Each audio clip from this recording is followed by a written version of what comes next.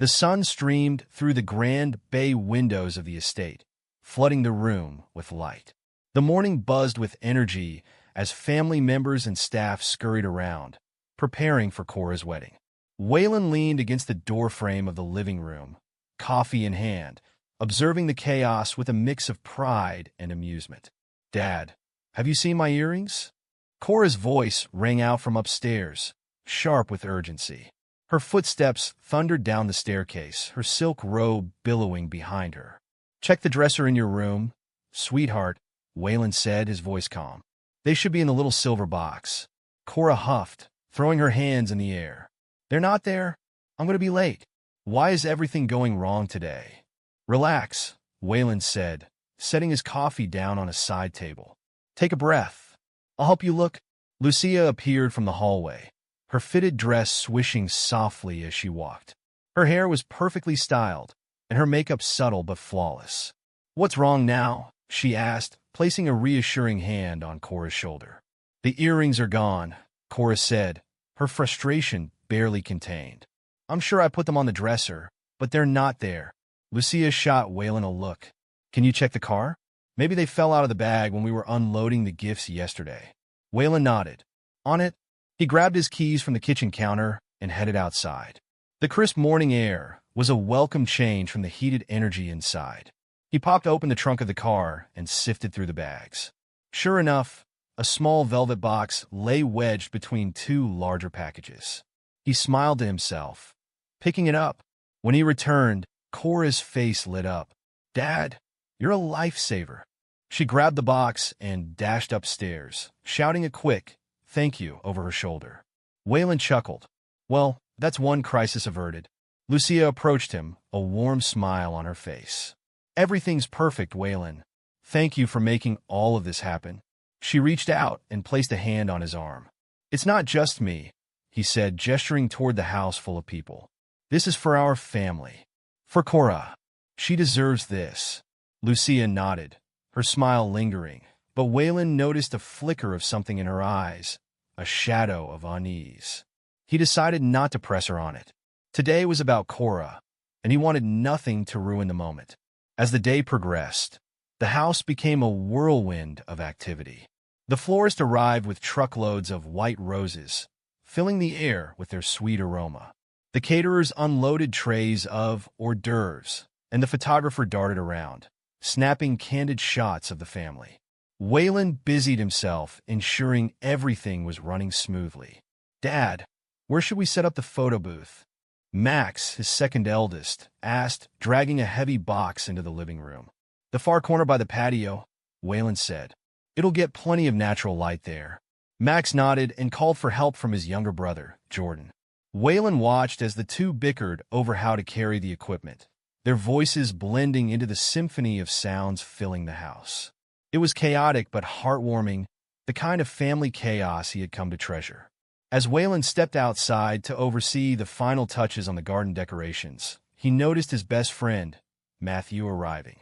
Matthew strolled up the driveway, his tailored suit impeccable as always. His charismatic grin was the same one that had charmed everyone over the years. He waved at Waylon, holding up a bottle of champagne. "Figured we'd need this," Matthew said, his voice loud and cheerful. "Always prepared," Waylon replied, clapping him on the back. "How's life treating you?" "You know me," Matthew said with a wink. "Living the dream." They chatted briefly before Lucia appeared, her eyes lighting up when she saw Matthew. "There you are," she said, her tone unusually warm. She leaned in and gave him a quick hug. "We got some catching up to do. Don't you dare disappear before the reception." "Wouldn't dream of it," Matthew replied, his grin widening. Waylon watched the interaction, a faint unease stirring in his chest. He dismissed it. Lucia and Matthew had always been close, and there was no reason to think anything of it. Still, he couldn't shake the nagging feeling that something was off. The hours ticked by, and soon the ceremony was about to begin. Guests gathered in the garden, the rows of white chairs filling quickly. Waylon took his seat in the front row, Lucia beside him. Cora looked radiant as she walked down the aisle, her dress shimmering in the sunlight. Waylon felt a lump in his throat as he watched her approach the altar. This was what it was all for, the sacrifices, the late nights, the years of hard work. His family was his pride and joy, and moments like this made it all worth it. Lucia leaned over and whispered, "She's beautiful. Isn't she?" "She is," Waylon replied, his voice thick with emotion. As the vows were exchanged, Waylon's mind wandered briefly to the years he had spent building this life. He thought of the struggles, the triumphs, and the love that had sustained them. But that flicker of unease remained, a small crack in the otherwise perfect facade. When the ceremony concluded and the guests erupted into applause, Waylon joined in, his hands clapping loudly. He pushed the nagging thoughts aside, determined to focus on the joy of the moment. As the family gathered for photos, he watched his children interact with Matthew, their laughter infectious.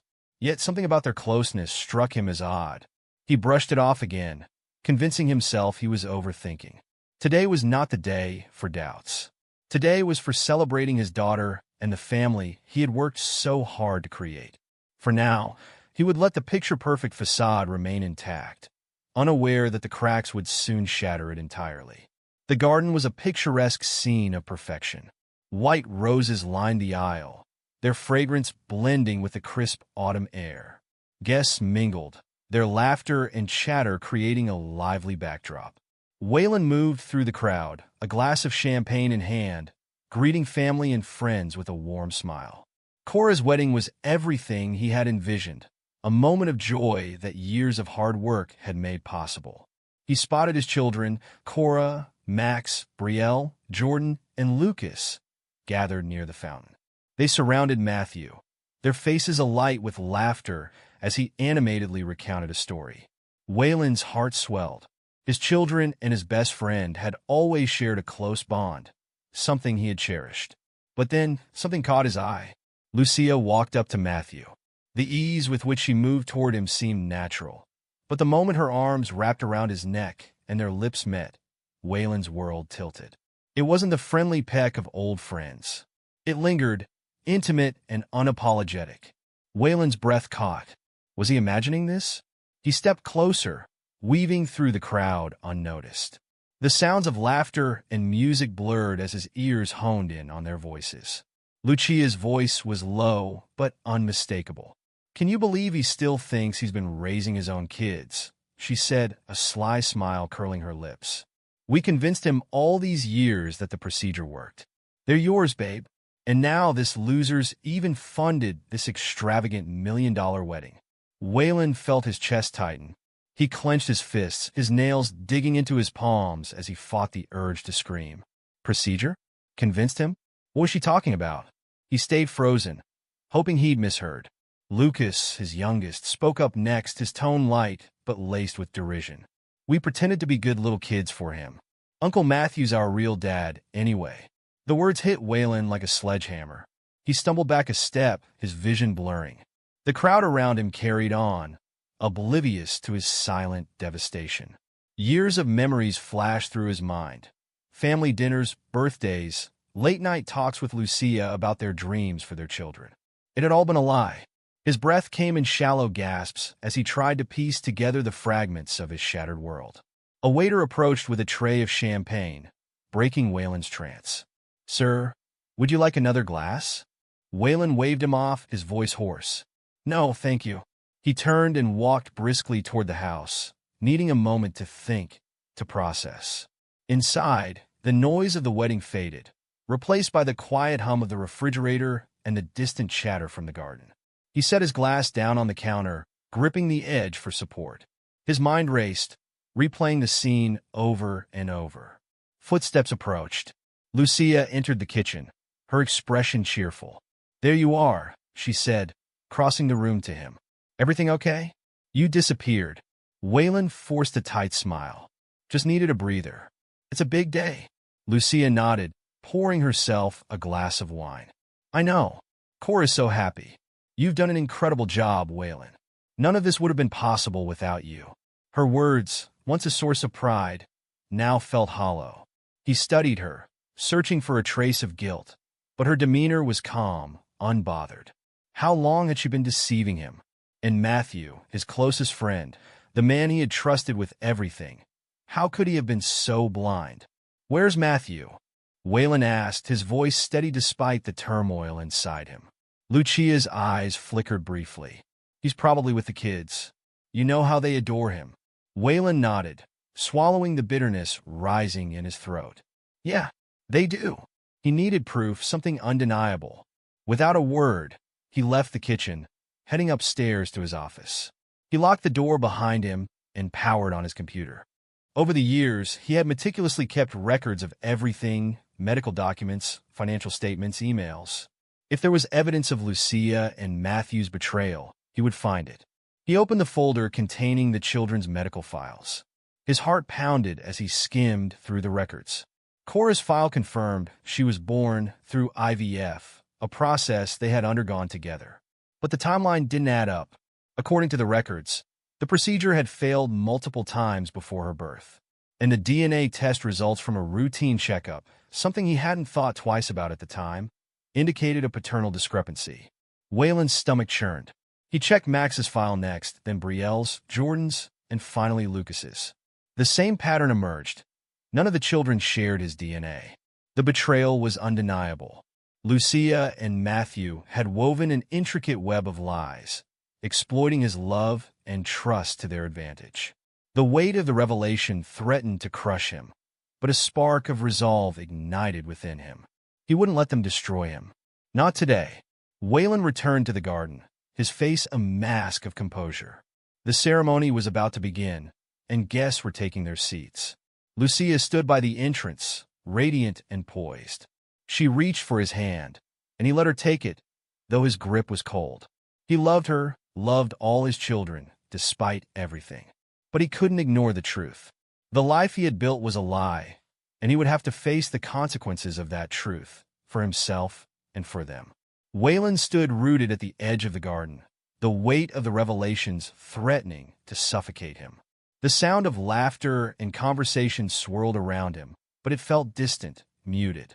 His vision narrowed on Lucia and Matthew, who now stood with Cora and the rest of the children, chatting as if nothing had happened.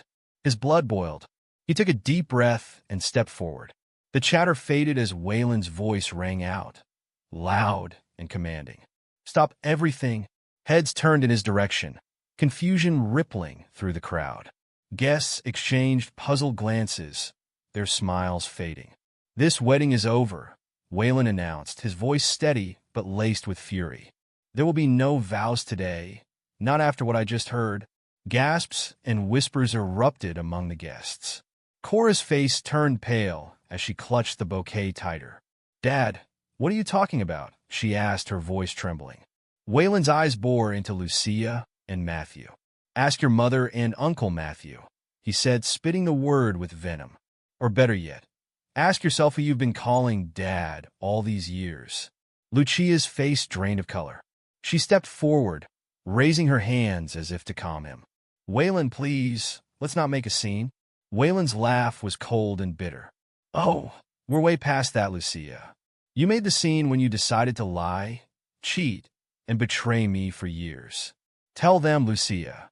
Tell them the truth." Matthew tried to interject, stepping between them. "Waylon, maybe we should talk about this in private." "Shut up, Matthew." Waylon snapped, his voice rising. "You don't get to play the peacemaker. Not after what you've done." The crowd's murmurs grew louder as the tension escalated. Cora's hands trembled as she looked between her parents. "Mom, what is he talking about?" Lucia's lips quivered, but she remained silent. Her silence was answer enough. Waylon turned to the children, his eyes brimming with pain. "You all knew, didn't you? You knew, and you kept this from me." Lucas, the youngest, shifted uncomfortably, his earlier confidence evaporating. "Dad, I mean, it's complicated. Don't call me that." Waylon's voice cracked.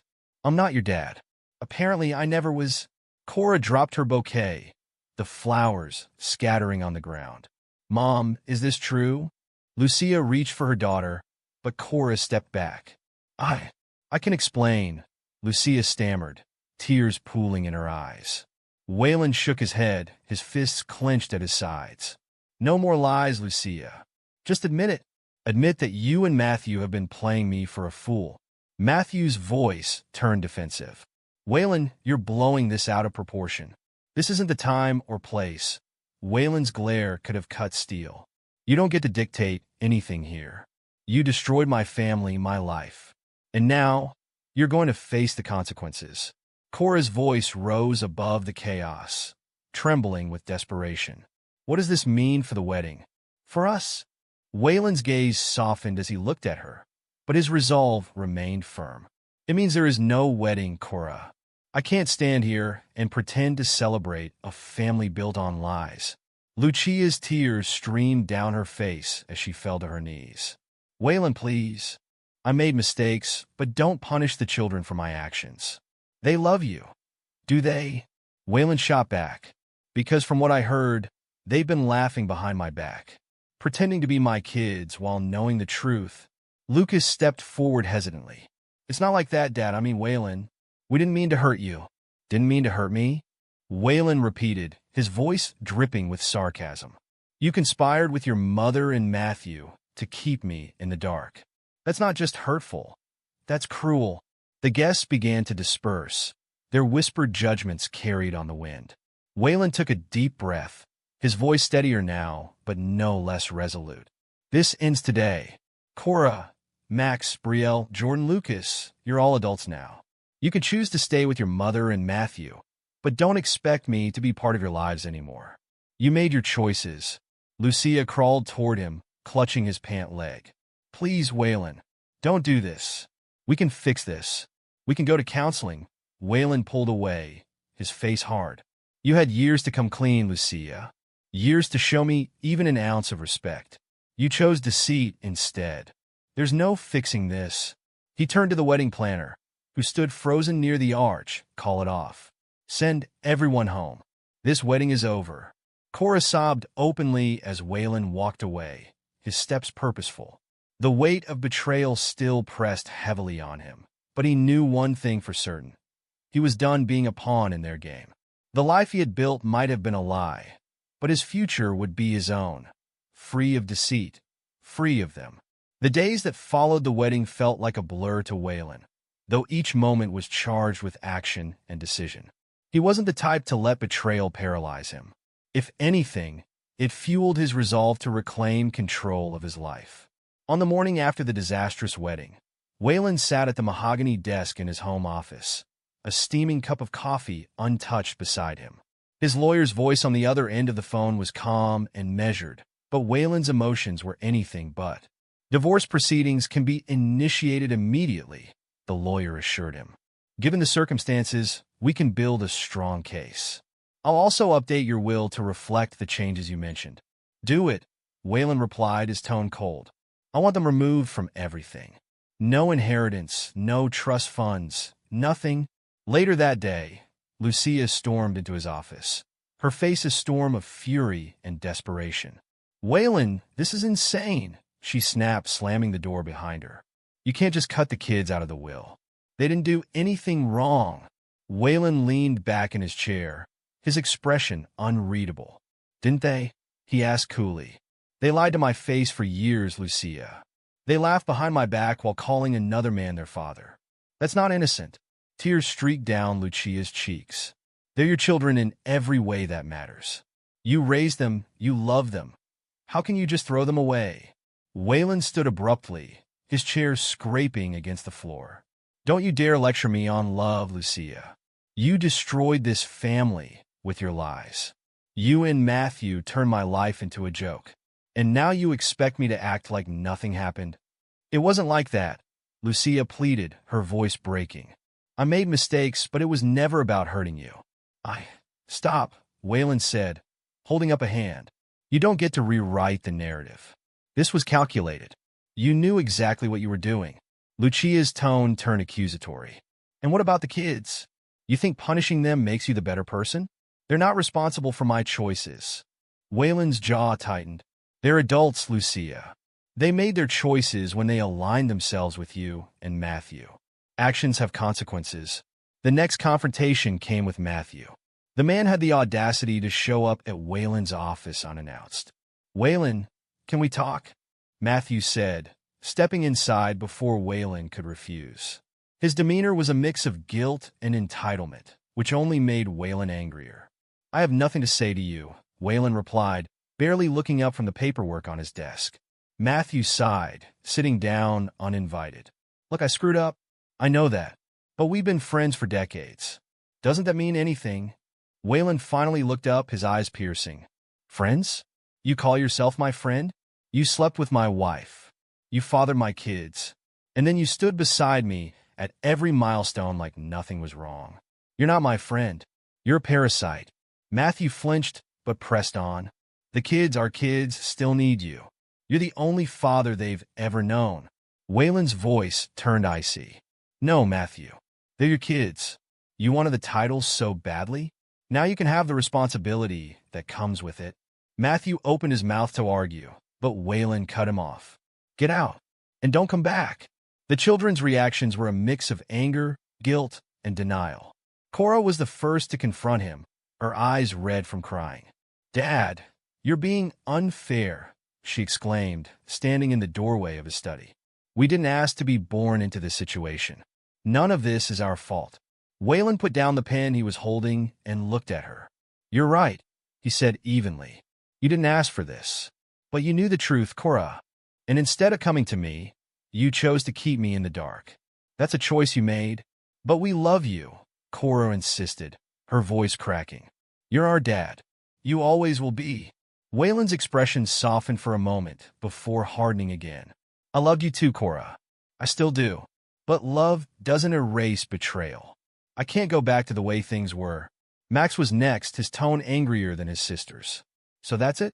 You're just going to abandon us? Pretend we don't exist? Waylon's patience wore thin. I'm not pretending anything, Max. I'm facing the reality you all hid from me. If you want someone to blame, look at your mother and Matthew. Brielle, Jordan, and Lucas tried a more conciliatory approach, but their pleas fell on deaf ears. The betrayal was too deep, the wounds too fresh. By the end of the week, Waylon had made his decisions clear. Lucia moved out of the house, taking the children with her. The once bustling home was now eerily quiet, but Waylon found solace in the silence. For the first time in years, he felt free, not from fatherhood or responsibility, but from lies. One evening, as Waylon sat alone in the living room, a glass of whiskey in hand, his phone buzzed. It was a message from Lucia. I know you're angry, but please think about the kids. They still need you. Waylon stared at the screen for a long time before typing a response. They have you and Matthew. That's enough. He hit send and placed the phone face down on the table. The past was behind him now, and though the road ahead was uncertain, he knew one thing for sure. He wouldn't let their betrayal define his future. The fallout had been messy, painful, and irrevocable. But it was also a turning point, a chance for Waylon to rebuild his life on his own terms. Months slipped by, each one peeling away the layers of pain that had consumed Waylon's life. The once bustling house now stood quiet, a stark contrast to the chaos that had marked his days before the revelation. Waylon had filled the silence with purpose. His mornings began early with runs through the park, the rhythmic pounding of his feet on the pavement offering a sense of clarity and control. One such morning, his phone buzzed with a message from an old friend, Peter. Hey, haven't seen you in ages. Let's catch up. Drinks on me? Waylon hesitated before replying. For years, his life had revolved around his family and their endless demands. He had neglected friendships, choosing instead to pour every ounce of his energy into a home built on lies. Sure, tonight works. Let me know the place. That evening, Waylon found himself at a quiet bar, a place he hadn't visited in over a decade. Peter greeted him with a hearty slap on the back. Look at you, Peter said, motioning for 2 beers. I was starting to think you'd fallen off the grid. Waylon chuckled, though the sound lacked humor. Life got complicated. Peter's brow furrowed. I heard about the wedding. Word travels fast. Waylon sighed. It's a long story, but let's just say I've learned who my real family isn't. The conversation flowed easily after that, with Peter offering both sympathy and the kind of blunt honesty Waylon hadn't realized he needed. Look, man, Peter said, leaning back in his chair. "You've been through hell, no doubt. But you're here, alive, and you've got a clean slate. Don't waste it wallowing." The word stayed with Waylon long after he left the bar. A month later, Waylon attended a business conference in Chicago, a last-minute decision that felt more like an obligation than an opportunity. The opening reception buzzed with energy, a sea of professionals networking with practiced ease. Waylon had just settled by the bar, nursing a whiskey, when a woman's voice interrupted his thoughts. "Is this seat taken?" He turned to see a woman about his age, her auburn hair swept into a loose bun. She carried herself with a quiet confidence, her smile warm but not forced. "Go ahead," Waylon said, gesturing to the seat beside him. "Thanks," she said, sliding onto the stool. "I'm Oakley, by the way." "Waylon." Oakley extended a hand, and Waylon shook it, surprised by the steadiness of her grip. "Not a fan of these things either?" she asked, nodding toward the bustling crowd. Waylon smirked. "Let's just say I'm here for the free drinks." Oakley laughed, a genuine sound that broke through Waylon's guarded demeanor. As the evening wore on, their conversation deepened. Oakley was a psychologist, attending the conference as a guest speaker on workplace mental health. She spoke with passion, her insights tinged with humor that made even serious topics feel accessible. "So, Waylon," she said, setting her drink down, "what brings you here?" "Business," he said simply. Oakley tilted her head. "And yet, you look like you'd rather be anywhere else. Am I wrong?" Waylon hesitated, then shrugged. "Let's just say I've had a rough year." Her eyes softened. "Want to talk about it?" For reasons he couldn't quite explain, Waylon found himself opening up. He told her about the wedding, the betrayal, and the fallout that followed. Oakley listened intently, her expression never wavering into pity, only understanding. "That's a lot," she said when he finished. "I can't imagine how that must have felt." Waylon chuckled bitterly. "It felt like my entire life was a lie. But it wasn't," Oakley said gently. "Your love for them was real. That doesn't go away just because they didn't deserve it." Her words struck a chord, and Waylon found himself nodding. Over the next few months, Waylon and Oakley's connection deepened. They started meeting regularly, sharing meals and conversations that felt refreshingly honest. Oakley challenged Waylon to confront his fears, particularly his struggle to trust again. During one of their dinners, she leaned forward, her tone playful yet serious. "So, when are you going to let go of the anger?" Waylon frowned. "I'm not angry." Oakley raised an eyebrow. "You filed for divorce, cut off your kids, and basically erased your past. That's not the move of a man at peace." Her words stung, but Waylon couldn't deny their truth. "What would you suggest?" he asked. Oakley smiled. "Start small. Write a letter to yourself.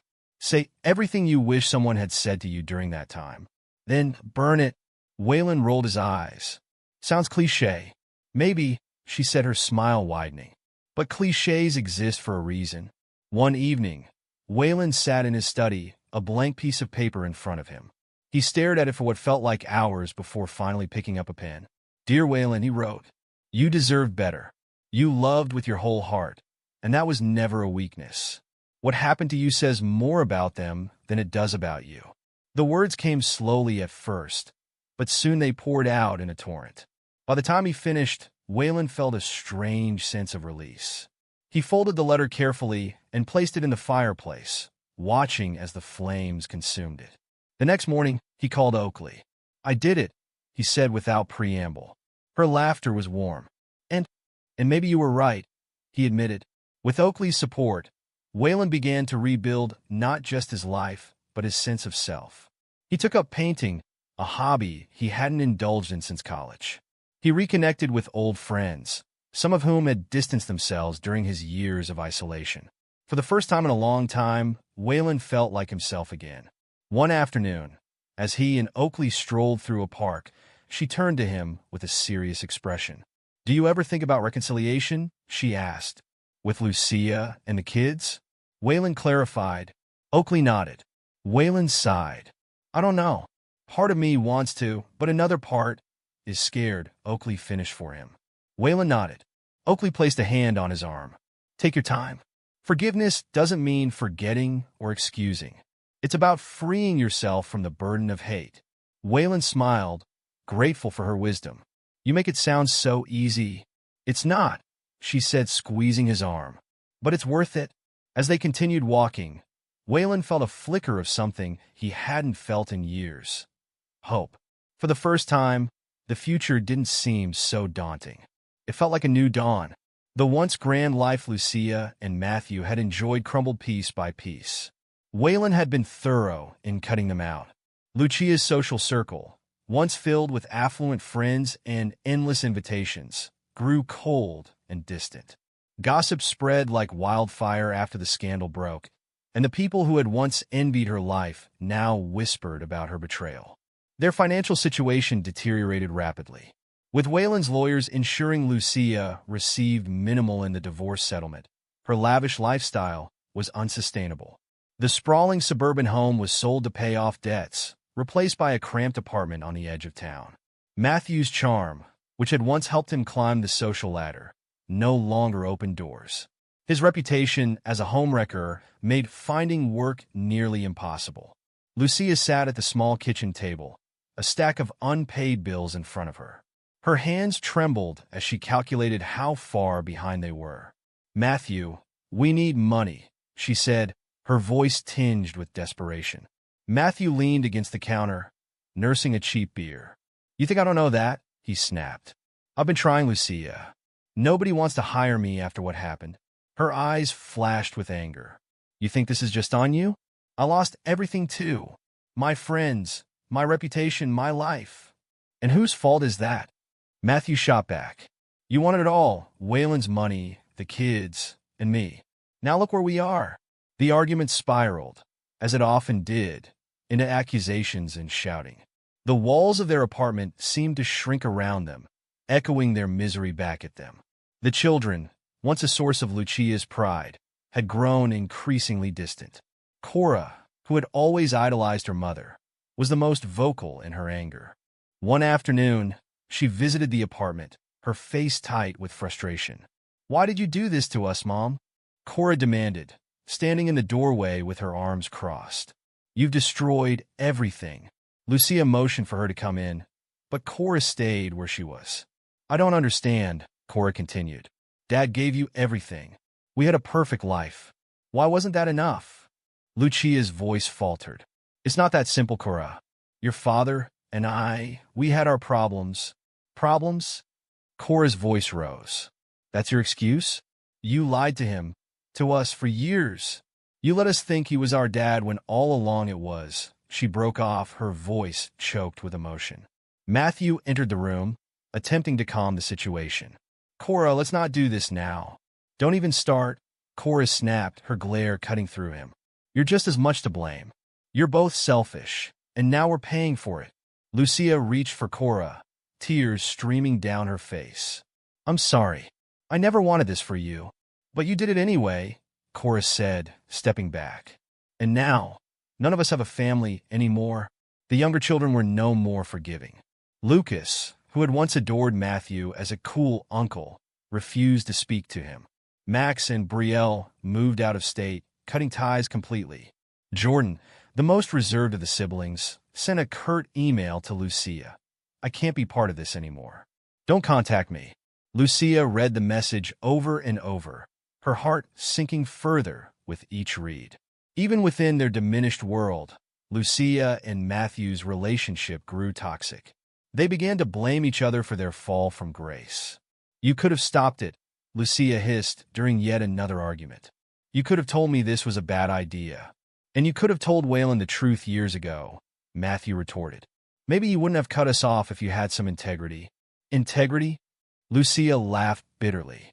Coming from the man who seduced his best friend's wife? Their fights became a near-daily occurrence, wearing down whatever remnants of affection they had left.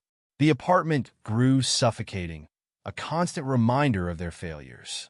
One evening, Lucia sat alone, scrolling through old photos on her phone.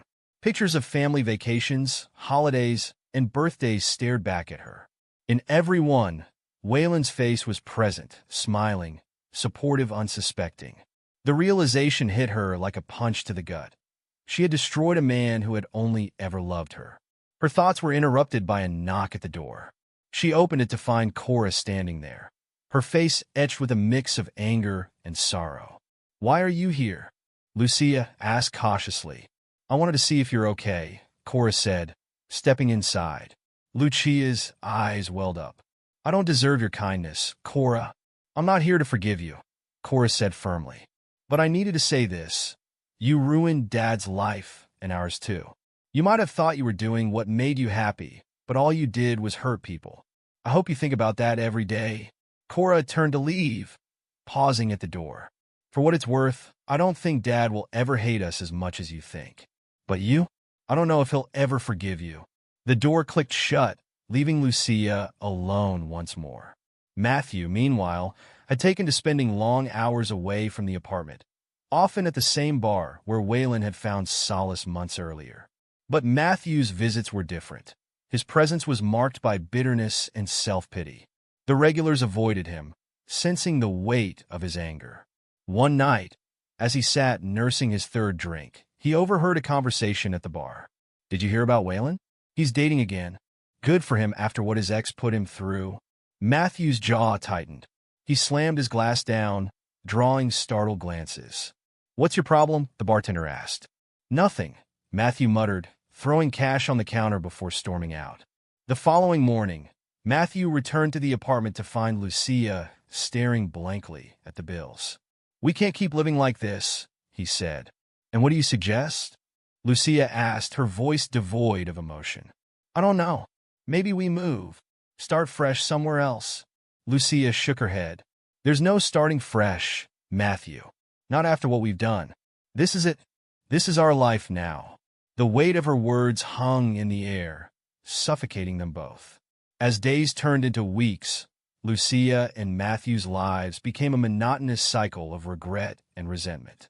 Their downfall was complete, and the reality of their choices loomed over them like a dark cloud. The vibrant, affluent world they had once inhabited was gone, replaced by a stark and unrelenting loneliness. Lucia sat by the window one afternoon, watching the rain streak down the glass. She thought of Waylon, how he had walked away with his head held high, leaving them to wallow in the mess they had created. For the first time, she envied him, not for his wealth or success, but for his strength. She whispered to herself, he deserved better, but it was too late. Waylon's new life began quietly, but every step forward felt like a victory. Moving into a modest yet elegant home in a peaceful neighborhood, he found solace in the simplicity he had long overlooked. The sprawling estates and lavish events of his past life now felt like remnants of someone else's story. The first months after the fallout were anything but easy. Nights were the hardest, the silence often filled with echoes of arguments, laughter that turned out to be false, and moments he now knew were built on lies. Therapy sessions became a routine, where he slowly unraveled years of suppressed hurt. Oakley entered his life almost by accident. They met at a business conference, her warm demeanor standing out in the sea of handshakes and formalities. Their initial conversation was casual, but something about her made Waylon pause. "So, what do you do to unwind after all this professional networking?" she asked, smiling over her coffee. Waylon chuckled, the question catching him off guard. "Honestly, I'm still figuring that out." "Well," she said, tilting her head, "maybe it's time to try something new." Their exchange was light, unburdened by the weight of his past, and it left him curious. Over the following months, they stayed in touch, their conversations deepening with each meeting. Oakley's honesty was disarming, and her patience gave Waylon room to open up. One evening, as they walked through a quiet park, Waylon finally shared the story he had been holding back. "I was married for 20 years, he began. "I thought I had a perfect family. Turns out, I was the only one who believed that." Oakley listened intently, her expression a mix of empathy and quiet strength. He recounted the betrayal, the confrontation, and the painful aftermath. "That's a lot to carry," she said softly when he finished. Waylon nodded, staring at the path ahead. "Some days I wonder if I'll ever really move on. It's like the pain has become a part of me. It might always be a part of you, Oakley said, her voice gentle but firm. But it doesn't have to control you. You've already started rebuilding. That takes courage.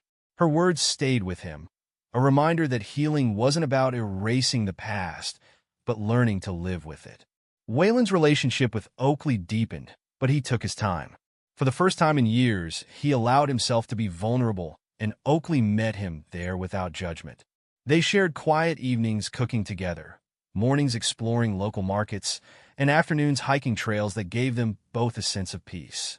One morning, as they sat on the back porch of Waylon's new home, Oakley turned to him. "Do you think you'll ever forgive them?" she asked, not unkindly. He considered her question, his brow furrowed.